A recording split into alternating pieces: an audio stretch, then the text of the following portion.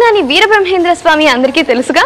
సాక్షాత్తు ఆ కాలజ్ఞాని వీరబ్రహ్మేంద్ర స్వామియే ఈ వీరభద్రుడి శిల్పాన్ని చెక్కి ఆయన ముందే కూర్చొని బనగానపల్లిలోని రవ్వలకొండలో కాలజ్ఞానం రాశారు. దానికి ప్రత్యక్ష సాక్ష్యం ఈ అల్లాడుపల్లెలోని వీరభద్రుడు. అదేంటి, ఎక్కడో బనగానపల్లె రవ్వలకొండలో కాలజ్ఞానం రాస్తే దానికి అల్లాడుపల్లెలో ఉన్నటువంటి ఈ వీరభద్రుడు ఎలా సాక్ష్యం అవుతాడు అని అనుకుంటున్నారా?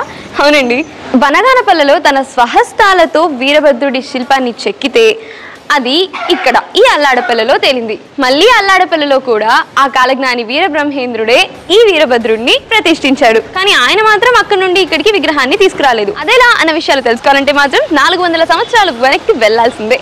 పోతులూరి వీరబ్రహ్మేంద్ర స్వామికి ఈ వీరభద్రుడికి ఉన్న సంబంధం ఏంటి అన్న విషయాలన్నీ పూర్తిగా తెలుసుకోవాలంటే మాత్రం పూర్తిగా తక్షణమే చూసేయండి.